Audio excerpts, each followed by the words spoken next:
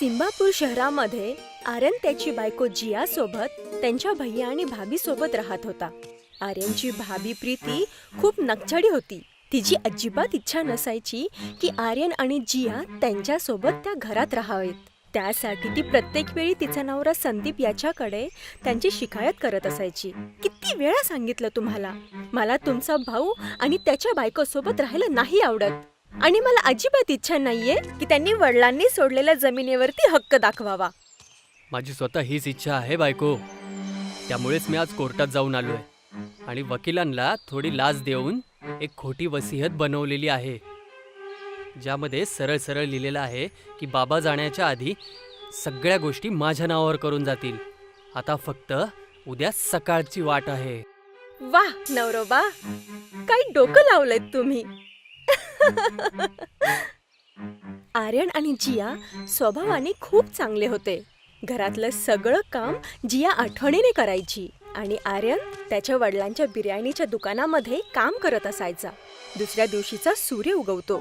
संदीप आणि प्रीती आर्यन आणि त्याच्या बायकोला घरातून बाहेर हाकलतात. भैया, हे तुम्ही नाही करू शकत. दीदी, आमचं काय चुकलं हो? तुम्ही आम्हाला घरातून बाहेर काढाल तर आम्ही कुठे जाणार? तुम्ही कुठे पण जात, पण अजिबात माझ्या घरात पुन्हा यायचं नाही. आणि आर्यन, तुला कामावर येण्याची सुद्धा गरज नाहीये. या बिर्याणीच्या दुकानाला सुद्धा बाबा माझ्या नावावर करून गेलेले आहेत. आणि तू आता जा आणि स्वतःचं काहीतरी बनव. बस परत वापस इथे नको येऊस, समजलं? राहण्याचीच गोष्टी आहे तर थोडी दिवस कोणत्या रेल्वे स्टेशनवरती झोपा. गरीब लोक तिथं तर झोपतात. आर्यन त्याच्या बायकोला घेऊन सिंबापूर रेल्वे स्टेशनवरती जातो आणि खाण्यासाठी काही गोष्टी घेतो. तो पूर्ण दिवस त्याच रेल्वे स्टेशनवरती थांबतो. ना डोक्यावरती घर, ना ओढण्यासाठी चादर. जसं जसं दिवस जात होता, जेवण पण कमी होत होतं. आपण खायचं काय? खाण्यासाठी काहीच नाही राहिलंय. तू चिंता नको करूस, मी आहे ना, मी काहीतरी करतो.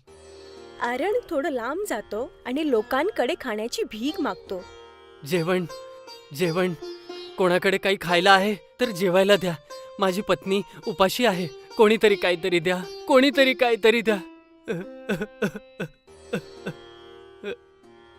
आर्यन त्याच्या हालातवरती खूप जास्त रडू लागतो. तेवढ्यात तिथे एक छोटी मुलगी आर्यनकडे येऊन म्हणते, तुम्ही रडत का आहात? मी तुम्हाला जेवायला देते. आज मी डब्बा आणायला विसरले. मम्मीनी आज मला बिर्याणी आणि मित्रांसाठी मोमोज पॅक करून दिलेत. तुम्ही रडू नका, मी तुम्हाला माझा डबा देते. बाळा, तुझं खूप खूप धन्यवाद. देव नेहमी तुझ्यासोबत राहील. माझी ईश्वराकडे हीच प्रार्थना आहे. तेवढ्यात रस्त्यामध्ये एक म्हातारी आजी एक कमजोर परिस्थितीमध्ये लोकांकडे जेवण मागत होती. कोणी जेवायला द्या, नाही तर मी अजिबात जगू नाही शकणार. आर्यन तिला बघून थांबतो आणि त्या म्हाताऱ्या आजीला म्हणतो, हो आई, मी थोडंसं जेवण तुला देतो. मी माझ्या हिस्साचं जेवण तुला देतो. मला फक्त एवढंच जेवण पाहिजे होतं ज्यानं माझ्या बायकोचं पोट भरेल. तू एक चांगला माणूस आहेस.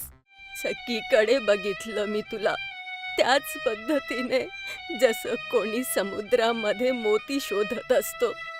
प्रत्येक वेळी दगडच हातामध्ये लागला, पण आज त्या समुद्रामध्ये मला मोती मिळाला. ती म्हातारी आजी अचानकपणे परीमध्ये बदलते. ज्या परीने तुला टिफिन दिला होता ती मीच होते बाळा. भूकमरीच्या हालात मध्ये पण तू मला जेवायला दिलंस. आता तू कधी सुद्धा उपाशी नाही झोपणार. हळूहळू तू जे काही गमावलंयस त्याच्या दुप्पट तुझ्याकडे खेचून येईल. मेहनत कर आणि खूप तरक्की कर आर्यन. परी जादूने त्या स्टेशनवरती एक दुकान ओपन करते, ज्याच्यावरती मोमोज बिर्याणी लिहिलेलं असतं. उद्यापासून तू हेच विकशील. या दुकानावरती तू काम करशील. जे कोणी तुझ्या हाताची बिर्याणी खाईल तो ह्या चवीसाठी वेडा होऊन जाईल. आणि हे बोलून परी तिथून निघून जाते. आर्यन जियाला जाऊन जेवण देतो आणि तिला सगळं सांगतो. चांगल्या लोकांसोबत वाईट होतं हे सगळ्यांनी सांगितलं आणि ऐकलेलं पण आहे, पण जे आज आपल्या सोबत झालं ते प्रमाण आहे की हे वाक्य चुकीचं आहे. दुसऱ्या दिवशी आर्यन आणि जिया दोघेही दुकानामध्ये जातात, जिथे पहिल्यापासूनच मोमोज बिर्याणी बनवण्याचं सामान त्या 2 पेटीमध्ये ठेवलेलं होतं आणि सोबतच तिथे एक कागदही होता ज्यावरती मोमोज बिर्याणी बनवण्याचा तरीका लिहिलेला होता. इथे आधीपासूनच सगळी सामग्री ठेवलेली आहे. आपण या बिर्याणीला सगळ्यांसाठी विकूया. याला एखादा गरीब पण विकत घेऊ शकतो आणि श्रीमंत पण विकत घेऊ शकतो. त्यामुळेच आपण याला 5 रुपयामध्ये विकूया. अगदी बरोबर बोललात तुम्ही. आर्यन आणि जिया मोमोज बिर्याणी बनवतात आणि त्या मोमोज बिर्याणीला त्या रेल्वे स्टेशनवरती 5 रुपयामध्ये विकायला सुरुवात करतात. थोड्याच वेळात तिथे खूप सगळी लोक त्यांची बनवलेली मोमोज बिर्याणी जेवणासाठी येतात. बाळा, धन्यवाद. तू आम्हा गरिबांना तुझ्या लक्षात ठेवून ही वेगळीच मोमोज बिर्याणी 5 रुपयामध्ये विकणं सुरू केलंस. आम्ही पण दिवस सहन केलेत. आम्हाला माहिती आहे की कसं वाटतं. तुम्ही निश्चिंत राहा आणि हे सांगा की तुम्हाला अजून बिर्याणी पाहिजे का? आणि त्यासाठी अजून पैसे द्यायची गरज नाहीये. हळूहळू आर्यन आणि जियाची मोमोज बिर्याणी पूर्ण शहरामध्ये प्रसिद्ध होते. सगळी लोक त्याच्या दुकानावरती 5 रुपयाची मोमोज बिर्याणी खायला येतात. प्रत्येक शहरामधली धनवान लोक ते 5 रुपयाची मोमोज बिर्याणी खायला येतात आणि त्याला खूप सगळे पैसे देऊन जातात. ही गोष्ट अगदी हवेसारखी संदीप आणि प्रीतीकडे पण पोहोचते. हे मी काय ऐकतेय नवरोबा? आर्यन आणि जिया पुन्हा एकदा श्रीमंत बनत चाललेले आहेत. त्यांना खूप सगळ्या शहरातली धनवान लोक त्या बिर्याणीला खाऊन जास्त पैसेही देत आहेत त्यांना. माहिती आहे. मला सुद्धा समजत नाहीये. सगळं तर आपण त्याच्याकडून हिसकावून घेतलं होतं. तर त्याच्याकडे हे पैसे कसे आले दुकान उघडण्यासाठी? आणि एवढे पैसे कसे आले की तो बिर्याणीला 5 रुपयामध्ये विकत आहे? आपल्या दोघांना जाऊन बघावं लागेल. पण तो आपल्यासोबत बोलणार तरी का? ते सगळं माझ्यावर सोड. मी माझ्या भावाला ओळखतो. त्याचं मन खूपच मायाळू आहे. तो माझ्यावर रागवू नाही शकत. संदीप आणि प्रीती दोघेही आर्यन आणि जियाला भेटायला त्यांच्या दुकानात जातात. दादा आर्यन, मला माफ कर. माझ्याकडनं चूक झाली होती. जिया, मला पण माफ कर. आम्ही तुमच्यासोबत खूप वाईट केलं. अरे दीदी, काही हरकत नाही. वाईट तर आमच्यासोबत झालंच, पण आम्ही तुटलो नाही. आणि तुम्ही आमच्या जवळ आलात तर मी आता म्हणू शकते की परिवार आमच्यासोबत खोटं नाही वागला. संदीप दादा, आम्ही दोघांनी तुम्हाला माफ केलं. मी तुम्हा दोघांना मोमोज बिर्याणी खाऊ घालतो. आर्यन दोघांना मोमोज बिर्याणी खाऊ घालतो. संदीप बोलता बोलता आर्यनला मोमोज बिर्याणीच्या दुकानाचा राज विचारतो आणि आर्यन त्याच्यावरती विश्वास ठेवून त्याला सगळं सांगतो. दादा, आम्ही 5 रुपयामध्ये या बिर्याणीला यामुळे विकत आहेत कारण या दुकानामध्ये 2 पेट्या आहेत ज्याच्यामध्ये आपोआप मोमोज बिर्याणी बनवायची सामग्री येऊन जाते. आणि चिठ्ठीमध्ये मोमोज बिर्याणी कशी बनवते ते सुद्धा लिहिलेलं आहे. त्यासाठी ही मोमोज बिर्याणी खायला एवढी छान लागते.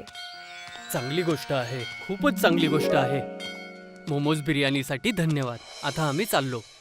पण आम्ही दोघं नेहमी तुम्हाला भेटायला येत राहू. चल ग जाऊया. संदीप आणि प्रीती घरी जातात. सांगितलं होतं ना मी, तो जास्त माझ्यावरती रागवू नाही शकत. आणि बघितलं कशा प्रकारे मी त्याच्याकडून सगळं उगलून घेतलं. ते 2 पेटी आणि ती चिठ्ठी. आपल्याला फक्त तेच हवंय. आणि इथं आपण रोज मोमोज बिर्याणी विकूयात, ते पण जास्त भावामध्ये. अरे जरा विचार करा नवरोबा, किती पैसे येतील आपल्याकडे. फक्त योजना बनवा. मी एक योजनेचा विचार केलाय बायको. फक्त तू माझ्यासोबत चल.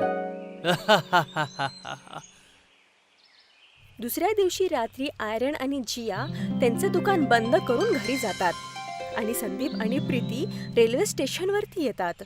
प्रवेश केल्यानंतर त्यांना ती मुलगी भेटते जिने आर्यनला मोमोज आणि बिर्याणीचा डब्बा दिला होता.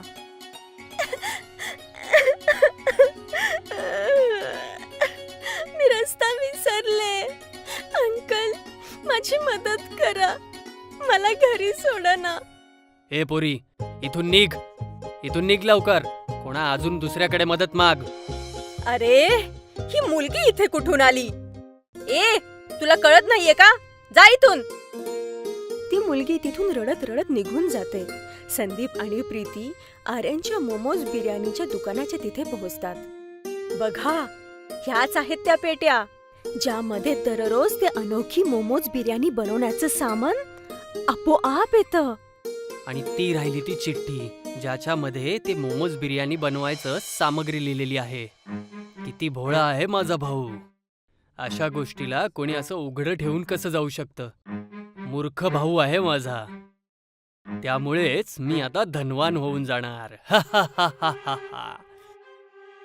संदीप आणि प्रीती त्या दोन्ही पेट्यांना आणि त्या चिठ्ठीला घेऊन जातात.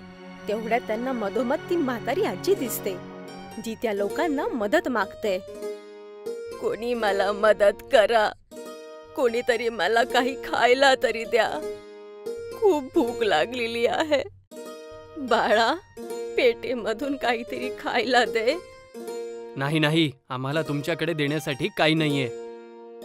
आणि जसा तो शब्द बोलतो, ती म्हातारी आजी परीमध्ये बदलते आणि ती त्याला म्हणते, मी 2 वेळा थांबवण्याचा प्रयत्न केला तुम्हा दोघांना माझ्या रागापासून वाचवण्याची. पण लालच असा आहे की मी तुमच्या दोघांमध्ये वास करताना पाहिलेला आहे.